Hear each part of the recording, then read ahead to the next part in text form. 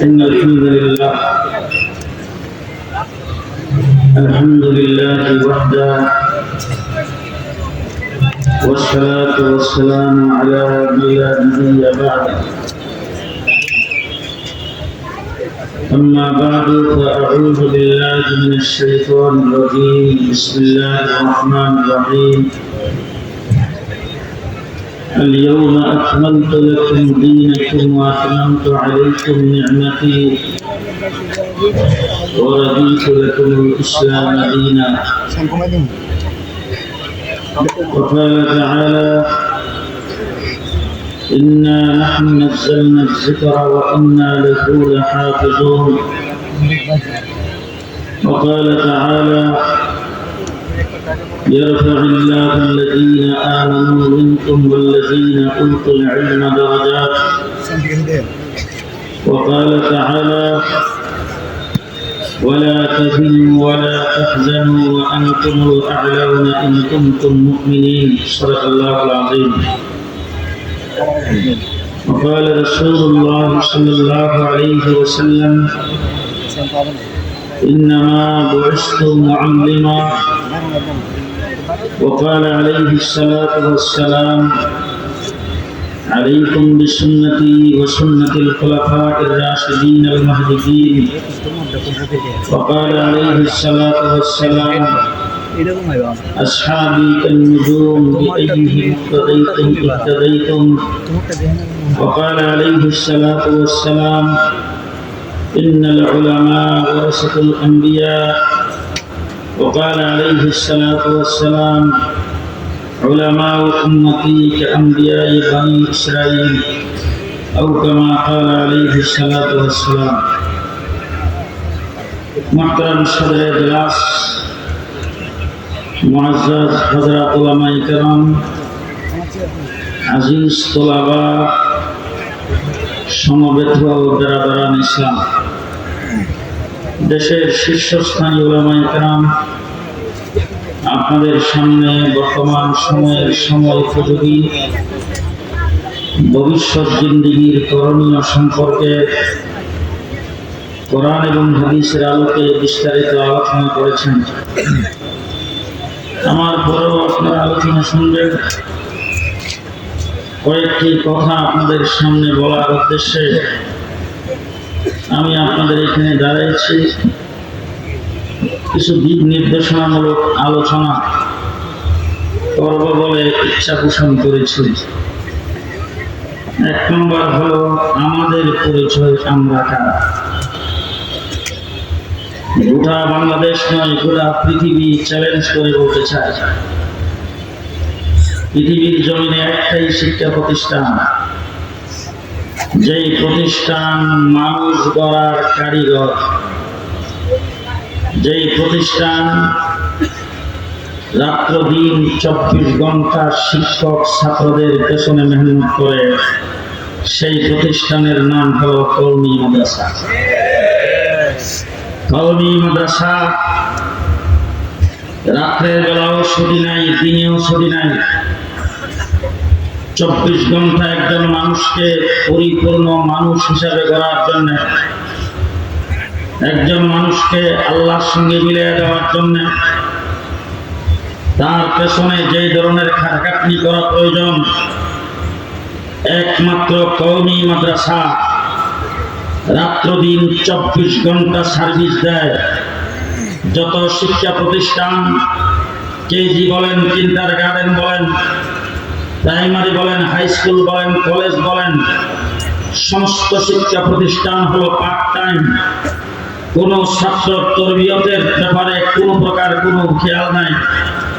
একমাত্র কওমি মাদ্রাসা ছাত্রকে পড়াইবার সাথে সাথে তার তরবিয়ত দেওয়া হয়। আমরা মানুষকে মানুষ বানাই, চুপ ডাকাত বানাই না। অল বাংলাদেশের কওমি মাদ্রাসাগুলো 24 ঘন্টা উস্তাদ ছাত্রদের পেছনে মেহনত করে। এই 24 ঘন্টা উস্তাদ ছাত্রদের পেছনে মেহনত করে সরকারি কোনো বাজেট ছাড়া, সরকারি কোনো বরাদ্দ ছাড়া মানুষের কাছ থেকে মুষ্টির চাউল উঠে মানুষের কাছ থেকে 5 টাকা 10 টাকা চাঁদা নিয়ে আমরা মাদ্রাসায় পড়াইয়া মাদ্রাসাগুলোর থেকে হাফিজ হুজুর তৈরি করেছি। মাদ্রাসা থেকে আমরা আল্লামা আহমদ শফি তৈরি করেছি। মাদ্রাসা থেকে মুফতি ফজলুল হক আমিনী তৈরি করেছি। মাদ্রাসা থেকে পীর নেশারউদ্দিন তৈরি করেছি। মাদ্রাসা থেকে শাইখুল হাদিস তৈরি করেছি। মাদ্রাসা থেকে বেগম পাড়ায় বাড়ি বানানোর লোক তৈরি করি নাই। মাদ্রাসা থেকে দেশের সম্পদকে আত্মসাৎকারী তৈরি করে নাই। আমরা আমাদের মাদ্রাসাগুলো থেকে আজ পর্যন্ত কাওয়া কাদের তৈরি করি নাই। আমরা আমার মাদ্রাসা থেকে আল্লাহর ওলি তৈরি করেছি, গাউস কুতুব তৈরি করেছি। আমার বন্ধুগণ 24 ঘন্টা মাদ্রাসায় সার্ভিস দেয়। আজকে গোটা বাংলাদেশের যত শিক্ষা প্রতিষ্ঠান, কেজি বলেন, কিন্ডারগার্টেন বলেন, প্রাইমারি বলেন, ছোট বাচ্চাকে নার্সারিতে ভর্তি করেছেন। সেই বাচ্চা যদি তার মা বাপ, তার অভিভাবক বাড়তি কিছু শিক্ষা দিতে চায়, তার স্কুলের, তার ক্লাসের কোন শিক্ষকের কাছে যদি আধা ঘন্টা সময় অনুরোধ করে যে আপনি আমার বাচ্চাটাকে একটু বসবেন, ক খ গ ঘ পড়াবেন, ABCD তাকে একটু দেখাবেন, তাইলে প্রাইভেট টিউশন ফি গুনতে হয়। অল বাংলাদেশের কওমি মাদ্রাসা মাগরিবের পরও ক্লাস করে, এশার পরও ক্লাস করে, ফজরের আগেও ক্লাস করে। ছাত্র ঘুমাইছে, উস্তাদ ছাত্রের পাশে ঘুমায়, ঘুমের মধ্যে ছাত্রের খেয়াল রাখে।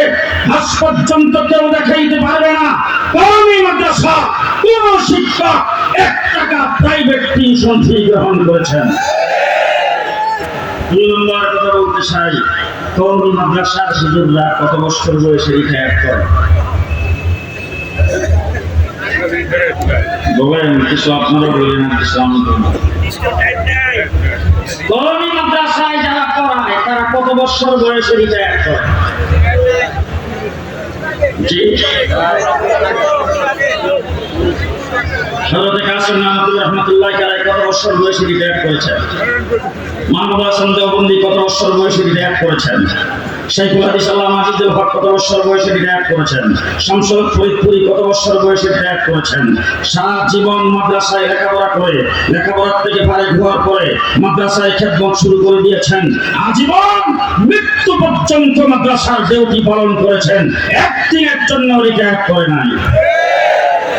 পেনশন কি জিনিস কওমি মাদ্রাসা জানে না।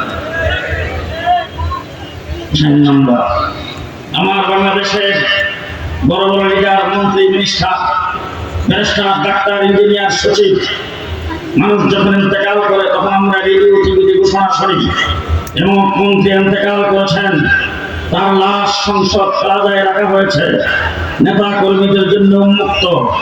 সকাল 8টার সময় সংসদ প্লাজায় জানাজা হবে। দ্বিতীয় জানাজা বাইতুল মুকাররমের সামনে বা দলীয় অফিসের সামনে হবে। এরপরে তাকে হেলিকপ্টার যুগে অথবা অ্যাম্বুলেন্স যুগে তার দেশের বাড়িতে নিয়ে যাওয়া হবে। পারিবারিক ভাবে দেশের গ্রামের স্কুল মাঠে তার জানাজা হবে, পারিবারিক কবরস্থানে দাফন করা হবে। একমাত্র প্ল্যাটফর্ম কওমি মাদ্রাসা, যে মাদ্রাসার আজীবন ছাত্রের পেছনে শিক্ষক মেহনত করার পরে, এলেমের খেদমত করার পরে, খানকার খেদমত করার পরে, দ্বীনি কাজে ব্যস্ত থাকার পরে শেষ নিঃশ্বাস মাদ্রাসায় ত্যাগ করেছেন, লাশটাও মাদ্রাসায়। হুজুরকে কোথায় দাফন করা হয়েছে? ঘুমাইছেন? হাফিজ হুজুরকে কোথায় দাফন করা হয়েছে? মাদ্রাসায়। আল্লামা আহমদ শফি দাফন হয়েছেন মাদ্রাসায়, কাসিম নানুতুল্লাহ মাদ্রাসায়, আনোয়ার শেখ কাশ্মীরি মাদ্রাসায়, আশরাফ আলী তালবী মাদ্রাসায়, হুসাইন আহমদ মাদানী মাদ্রাসায়, মাহমুদ হাসান দেওবন্দি মাদ্রাসায়, রশিদ আহমদ গঙ্গোহী মাদ্রাসায়, শাইখুল হাদিস মাদ্রাসায়, আল্লামা আহমদ শফি মাদ্রাসায়, জুনায়েদ বাবুনগরী মাদ্রাসায়, নূর হোসেন কাসমি মাদ্রাসায়। আমাদের বুজুর্গানে দিন আজীবন তিনি এলেমের খেদমত করার পরে শেষ পর্যন্ত লাশটাও মাদ্রাসায় দিয়ে গেছে। আজকে আমাদেরকে যারা বাঁকা চোখে দেখে তাদেরকে রেখেছেন। 2 বছর শেখ হাসিনার মেহমানখানায় ছিলাম, 1.5 মাস রিমান্ডে ছিলাম। প্রত্যেক দিন আমাকে যতদূর জিজ্ঞাসাবাদ করতো, সর্বপ্রথম যে গালিটা ছিল সেটা ছিল হাবিবজি হুজুর ছিলেন রাজাকারের কমান্ডার, শাইখ সাল্লাম আজিজ ছিলেন রাজাকার, আর তুই হইলে রাজাকারের গড়ের রাজাকার, পাকিস্তানি রাজাকার। আমাদেরকে দেখতে উঠতে বলতে কবিদেরওয়ালা কওমি মাদ্রাসাওয়ালাদেরকে যারা পাকিস্তানি রাজাকার বলেছেন, আমি জিজ্ঞেস করতে চাই আজকে তোমরা গেছো কোথায়? পরিষ্কার ভাষায় বলছি, আমেরিকা সফর করেছি, কানাডায় গিয়েছি বারবার, ইউরোপে গিয়েছি বারবার, ইংল্যান্ডে গিয়েছি বারবার, মিডল ইস্টের প্রত্যেকটা দেশে গিয়েছি, পশ্চিমা দুনিয়া পুরাটা সফর করেছি, অর্ধেকটা পৃথিবী ভ্রমণ করে আজ পর্যন্ত কোনোদিন পাকিস্তান যাই নাই। ভবিষ্যতে যাবো কিনা সন্দেহ। তার কারণ হলো পাকিস্তানের বর্ডারের সাথে আমার বাংলাদেশের বর্ডারের একাশ কোনো পথ নাই, যাওয়ার কোনো সুযোগ নাই।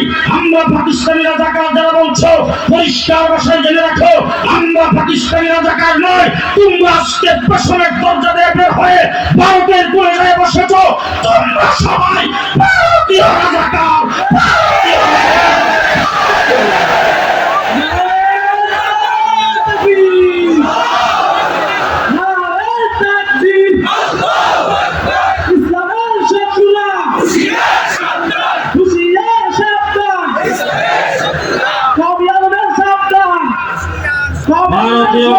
পাকিস্তানি রাজাকার যাদেরকে বলেছ তারা হলো দেশপ্রেমিক, তাদের দ্বারা দেশের কোনো ক্ষতির আশঙ্কা নাই, তাদের দ্বারা দেশ হুমকির সম্মুখীন নয়। তোমরা যারা ভারতীয় রাজাকার, তোমাদের দ্বারা পদে পদে আমার বাংলাদেশের ইসলাম আর বাংলাদেশ হুমকির সম্মুখীন। তোমরা সেখানে বসে ষড়যন্ত্র কম করতেছ না, কথাই বলতে পারবো না। কাউয়ার বেশ দছে 15 বছর কি জায়গায় এবছর খেলা হবে। পরিষ্কার ভাষায় বলছি, খেলা হবে যারা বলতা, যখন তোমরা স্লোগান দিয়েছ তখন আমরা খেলার মাঠে ছিলাম। এই 15 বছরের ভিতরে আমরা সাতলা চত্বরেও ছিলাম, 15 বছরের ভিতরে ঢাকা গ্রাও ছিলাম, 15 বছরের ভিতরে রাজপথে মিছিল মিটিংয়ে ছিলাম, আন্দোলন সংগ্রামে ছিলাম। তোমরা খেলার কথা বলেছো, আমরা খেলার মাঠে ছিলাম। জেলখানায় যাওয়ার আগে যেই ভাষায় যেই শক্তিতে কথা বলেছি, জেল থেকে বের হইয়া সেই ভাষায় সেই শক্তি দিয়ে কথা বলি। আমরা খেলার মাঠে ছিলাম, খেলার মাঠ থেকে একদিন এদিক সেদিক যাই নাই, কিন্তু চূড়ান্ত খেলা আমরা মনে করেছিলাম তোমাদের সাথে খেলবো, কারণ তোমরা 15 বছর পর্যন্ত খেলছো। পুলিশ, র্যাব, মিডিয়া, আর্মি, তাদের শক্তিতে তোমাদের দলীয় কোন শক্তি নাই। আজকে পুলিশ তোমাদের সাথে নাই, পুলিশ রাষ্ট্র তোমাদের সাথে নাই। আসো এবার চূড়ান্ত খেলা হবে।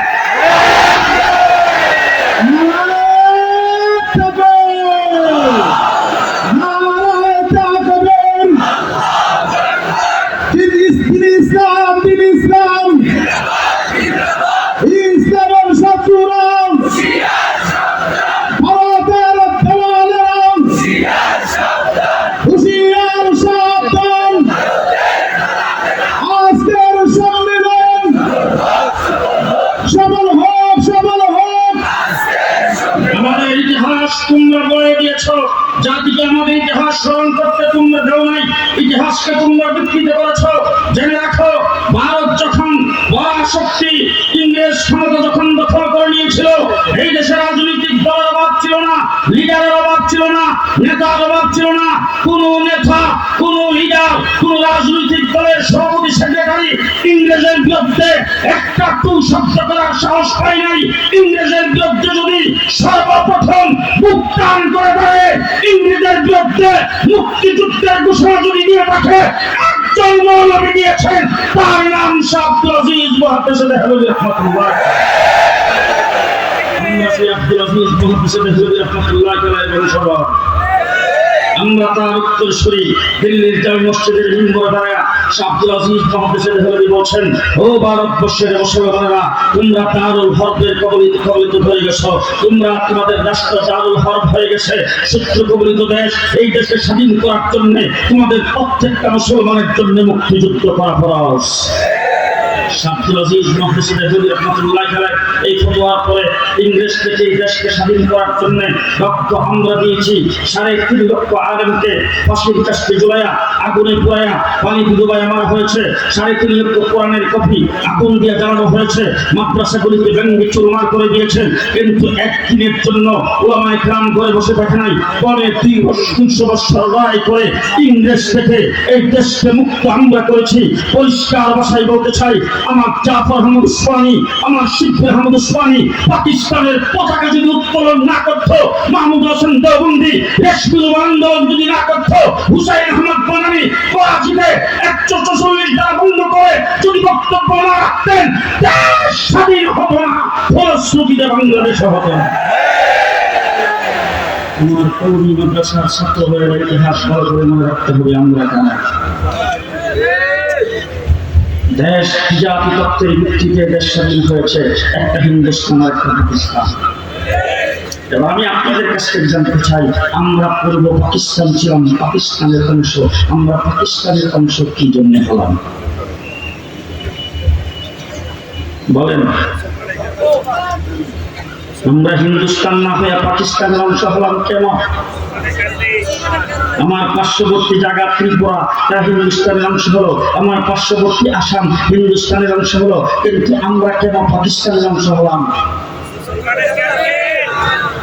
আমরা মেজরিটি মুসলমান হওয়ার কারণে পাকিস্তানের অংশ হয়েছিলাম। 1947 সালে যদি বিজাতি তত্ত্বের ভিত্তিতে আমরা মেজরিটি মুসলমান হিসাবে যদি পাকিস্তানের অংশ না হতাম, আমাদের দেশটা যদি পূর্ব পাকিস্তান না হতো, তাইলে 9 মাস যুদ্ধ করে দেশ স্বাধীন করতে কখনো সম্ভব ছিল না। যদি বিশ্বাস না হয় কাশ্মীরের দিকে তাকায় দেখো, 70 বছর কাশ্মীর রক্ত দিচ্ছেন, স্বাধীনতা অর্জন করতে পারে নাই। 40 বছর যাবৎ আসাম রক্ত দিচ্ছে, ত্রিপুরা 40 বছর যাবৎ রক্ত দিচ্ছে, মণিপুর 40 বছর যাবৎ রক্ত দিচ্ছে, আজ পর্যন্ত স্বাধীনতা অর্জন করতে পারে নাই। আমরা যদি মেজরিটি মুসলমান হিসাবে পাকিস্তানের অংশ না হতাম, পূর্ব পাকিস্তান না হতাম, আমরাও 70 বছর লড়াই করে স্বাধীনতা অর্জন করতে পারতাম না। স্বাধীনতার মূলে হলো আমরা মেজরিটি মুসলমান। যারা মধ্যে কথাবার্তা কয় না, মন করুন হে বলে লোক স্বাধীনতার বলে হলো আমরা মেজরিটি মুসলমান। দেশ ইসলামের নামের মেজরিটি মুসলমান হিসাবে স্বাধীনতা অর্জন করেছে, ঠিক কিনা বলেন? এরপরে যখন পশ্চিম পাকিস্তানে পূর্ব পাকিস্তানের উপরে নির্যাতন শুরু করে দিয়েছেন, তাদের অধিকারের উপর হস্তক্ষেপ করতে শুরু করে দিয়েছেন, পূর্ব পাকিস্তানের সম্পদ যখন লুণ্ঠন করতে শুরু করে দিয়েছেন, তখন এই দেশের 7.5 কোটি মানুষ পাকিস্তানের সেই জালেমদের বিরুদ্ধে মুসলিম হিসাবে 1971 অস্ত্র ধরে তারপরে দেশকে আমরা স্বাধীন করেছি। আজকে জনসমুদ্রে পরিষ্কার ভাষায় বলতে চাই, 71 স্বাধীনতা যুদ্ধ কোন এক দলের ক্রেডিট নয়, সারা বাংলাদেশের 7.5 কোটি মানুষের ক্রেডিট।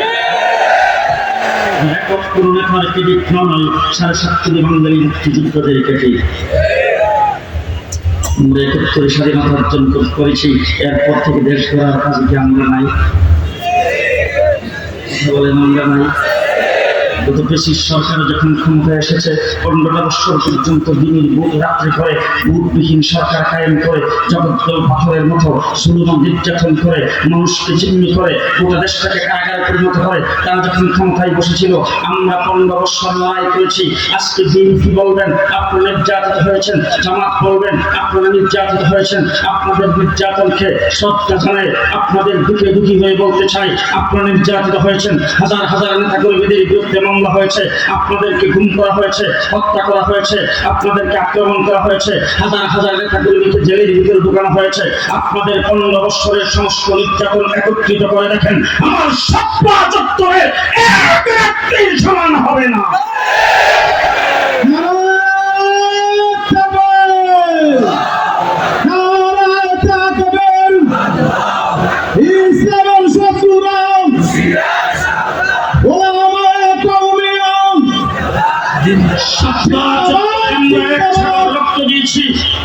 সরকারের বিরুদ্ধে 2021 সালে ব্রাহ্মণবাড়িয়াতে 15 জন, হাটাজারিতে 60 জন পাখির মতো গুলি করে হত্যা করেছে।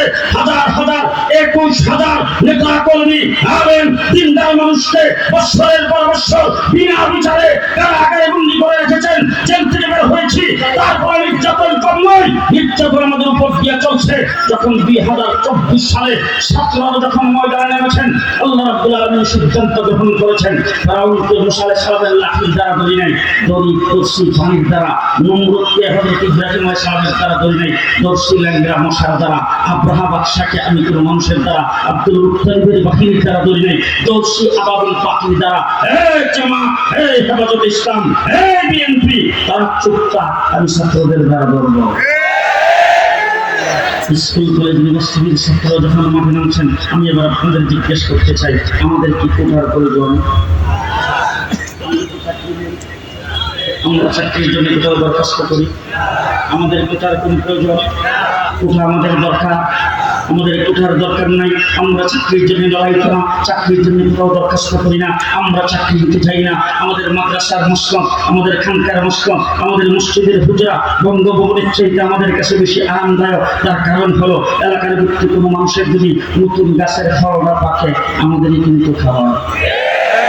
নতুন মুরগি ডিম করলে কি মেম্বারশিপ নিয়ে খাওয়ায় না আমাদের? জি, বাসার মধ্যে যদি ভালো বাজারটা করে, পুষ্করির থেকে ভালো মাছটা যদি ধরা পড়ে, তাইলে সর্বপ্রথম ঘরে দেওয়া যায়। জি, আমাদের সুখ শান্তির অভাব নাই, আমাদের আরাম আয়েশের অভাব নাই, আমাদের ইজ্জত আর সম্মানের অভাব নাই। সুতরাং আমরা চাকরির তোয়াক্কা করি না, মন্ত্রী মিনিস্টারের তোয়াক্কা করি না, আমরা আমাদের অবস্থানে আছি, আমরা সেই অবস্থানেই থাকতে চাই। যখন ছাত্ররা, স্কুল কলেজের ছাত্ররা কোটার জন্য যখন মাঠে নামছেন আন্দোলনের ময়দানে, তখন এই ফ্যাসিস্ট সরকার ছাত্রদের বুক লক্ষ্য করে যখন গুলি চালাতে শুরু করেছেন, আমার কওমি মাদ্রাসার ছাত্ররা নুরানি বক্তব্য থেকে শুরু করে জামিয়া পর্যন্ত একজন করে বসে থাকে নাই, রাস্তায় নেমে আসছে।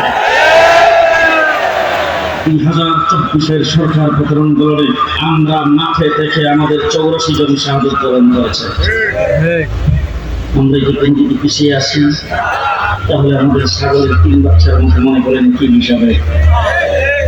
আজকে অন্তর্বর্তীকালীন সরকারকে বলতে চাই, আমাদের লক্ষ্যের উপর দাঁড়িয়ে আপনি ক্ষমতায় বসেছেন, আমরাই আপনাকে বসাইছি। ডক্টর ইউনূস সাহেব মেহেরবানি করে আমাদের ছাগলের 3 বাচ্চা মনে করবেন না।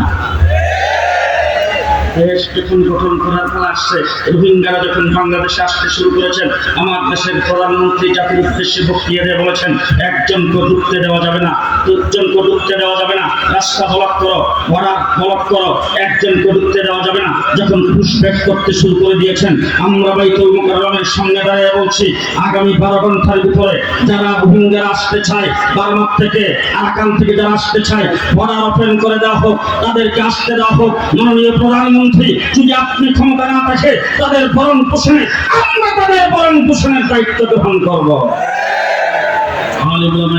পক্ষ থেকে যখন সেই ঘোষণা দেওয়া হয়েছে, তখন আমরা দেখতে পাচ্ছি রাত্রের বেলায় প্রধানমন্ত্রীর কানে পানি হচ্ছে। তিনি তখন ঘোষণা দিয়েছেন তাদেরকে আসতে দাও।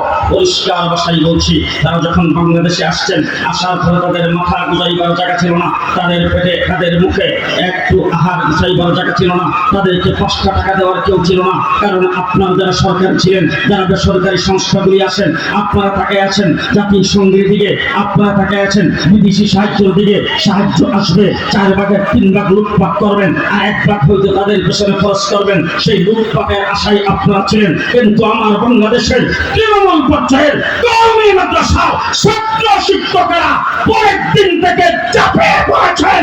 তাদের জন্য আহার বস্ত্রের ব্যবস্থা শুধু করে নাই, তাদের ধর্মীয় তাহজিব তামাদ্দুন টিকিয়ে রাখার জন্য মসজিদ মাদ্রাসার ব্যবস্থা করেছেন।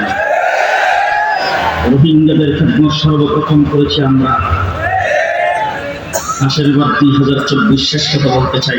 2024-এর 5ই আগস্ট দেশ যখন স্বাধীন হয়েছে, ব্রিটিশ সরকারের প্রধানমন্ত্রী আওয়ামী লীগ, ছাত্রলীগ, যুবলীগের সকলের কোনো খোঁজখবর না নিয়ে তাদের সবাইকে ইতিম করে যখন পেছনের দরজা দিয়ে লেগে চলে গেলেন। পুলিশ বাহিনী যখন বলছে আমরা তো আওয়ামী লীগের চাকরি করতাম, আমরা হলাম আওয়ামী লীগ, সুতরাং আমরা এখন আর পুলিশ লীগ ছিলাম, আমরা এখন আর পুলিশের চাকরিতে যোগদান করবো না। তারা যখন অব্যাহতি দিয়েছেন, রোড ঘাট গ্রামগঞ্জ সব জায়গায় যখন পুলিশ নাই, যখন আওয়ামী দোসররা অকারেন্ট কটাইতে শুরু করে দিয়েছেন, তখন বাংলাদেশের গ্রামে গঞ্জের রূপকাঠ বাজার বন্দর পাহারাদারিতে যখন ছাত্ররা নেমেছেন, আমার কওমি মাদ্রাসার ছাত্ররা ছাত্রদের সাথে কাঁধে কাঁধ মিলিয়ে পাহারাদারির ব্যবস্থা করেছে।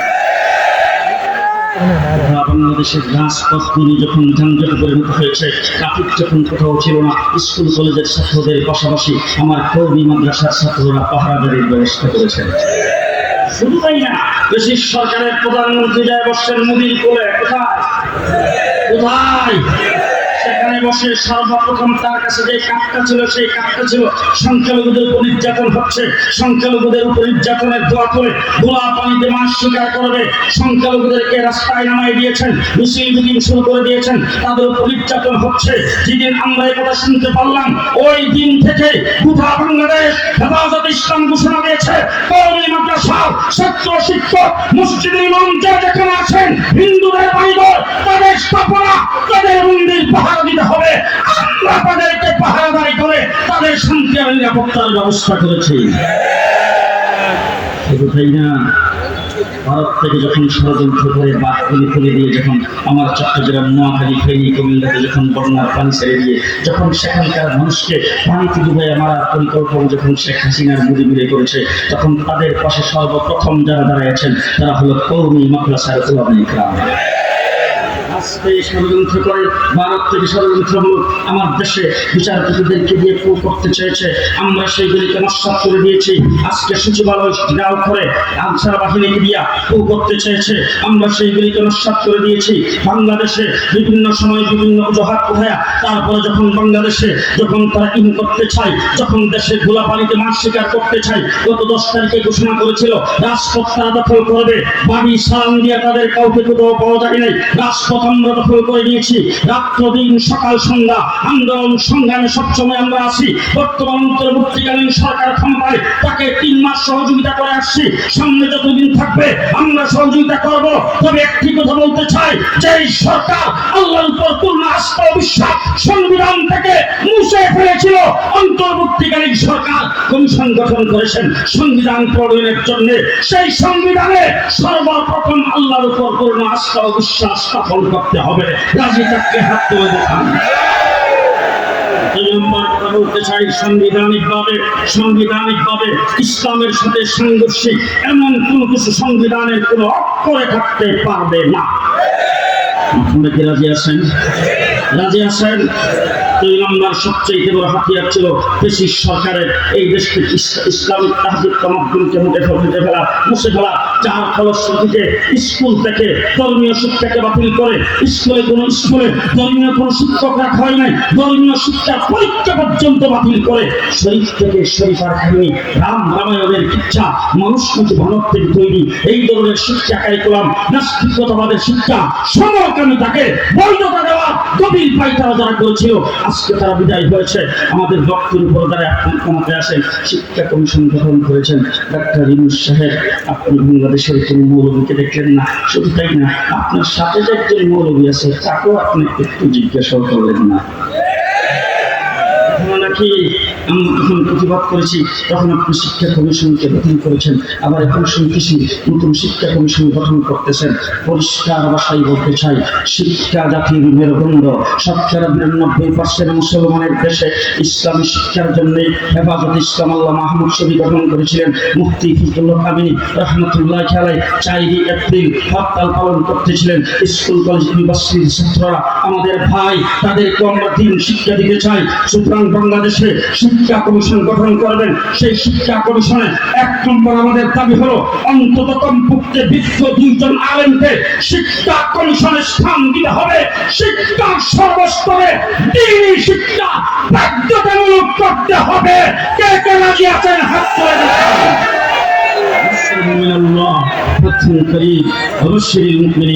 আসসালামু আলাইকুম ওয়া রাহমাতুল্লাহি ওয়া বারাকাতুহু।